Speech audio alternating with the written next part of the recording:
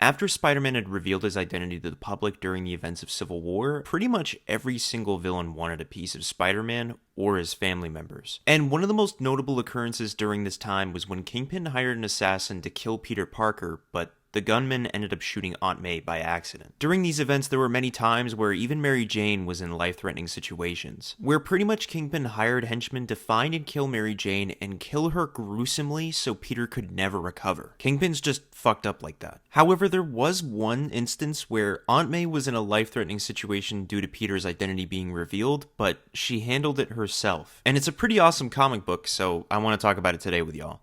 Now, the basic consensus of this story is that Aunt May is returning back to the Avengers Tower with some groceries. She inserts her key, and everything goes smoothly. But the really weird thing is that Peter Parker is directly behind Aunt May, and this kind of bothers her a little bit, because Peter Parker never comes through the entryway. He always comes up from the rooftop, because he swings around the city all the time. So, Aunt May noticing this, she says something like, "It's quite a change, Peter, from when we didn't even bother locking our doors back at our old house." Peter says that he remembers, and Aunt May goes on to say that Uncle Ben really did trust his neighbors, and he never even bothered to ever lock the doors or windows even. Peter then agrees with Aunt May and says that Uncle Ben really did have a lot of hope for people and a lot of trust. As Aunt May then goes on to say that yeah, but those were less dangerous times, weren't they? And as they enter their home and Aunt May begins laying down all the groceries, Aunt May asks Peter to check the voicemail box to see if there's any messages. But the weird thing is, while he checks it, he pulls on the phone wire and rips it from the wall. Turning back, Peter says, "Nope, not a single message, Aunt May. I guess my 15 minutes must be up." Aunt May, a little bit surprised that there's not a single message on the voicemail box, begins to make some small talk with Peter about how Emily Pollock has been sending her yarn recently. Turning over to say, "By the way, how do you feel about oatmeal raisin?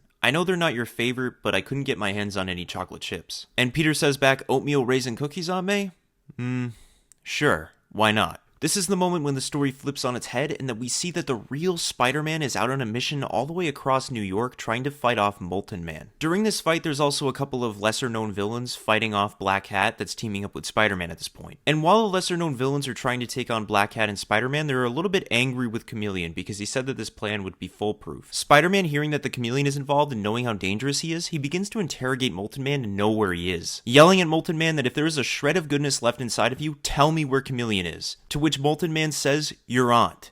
He's going after your Aunt May. Spider-Man, hearing that the villains just let Chameleon go after a defenseless old woman, he begins to crush his windpipe. And if Black Cat weren't in the room to tell Peter that Aunt May is more important than Mullet-Man, he probably would have done something he would have regret for the rest of his life. As Mullet-Man falls down to the ground, gasping for air, Black Cat then says that they'll call the authorities on the way, but Spider-Man knows that they won't get there in time. So he swings off to the Avengers Tower as fast as humanly possible, swearing to God himself that if the Chameleon has done anything to Aunt May, he will kill him. Meanwhile, back over at Avengers Tower, Aunt May has just taken out the oatmeal cookies fresh out of the oven. After Aunt May gives the cookies to the Chameleon, he thanks Aunt May for being the best aunt ever. Meanwhile, the Chameleon is actually growing very impatient and just pictures himself choking the life out of her. As the Chameleon begins to eat the cookies, Aunt May asks how yummy they are, and the Chameleon says how delicious they are, and says that he can taste something like almond. And he's already gone on to eat 5 already. To which Aunt May says, "Good boy, especially since you needed to eat only 1 or 2 at most." And the Chameleon just goes,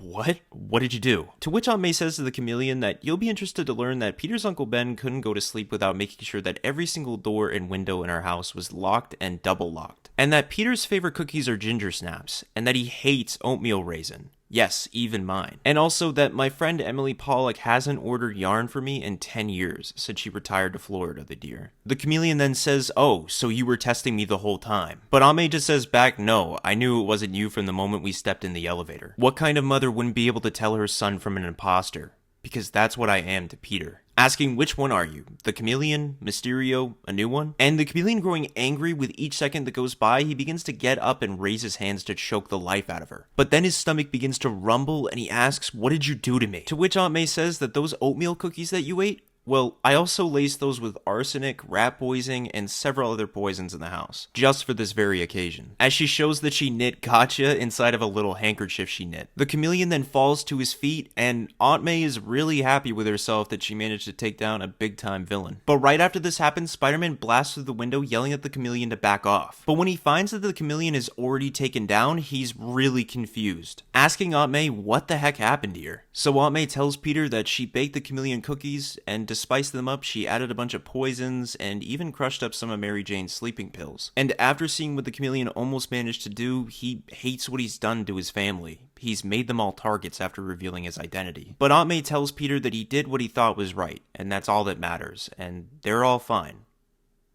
At least for now.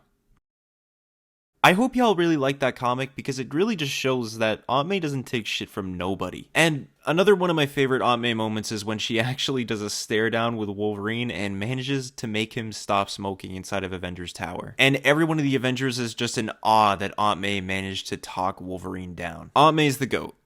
But yeah, I hope you guys like this video, and don't forget to leave a like and subscribe, and as always, I'll catch y'all on the flip side.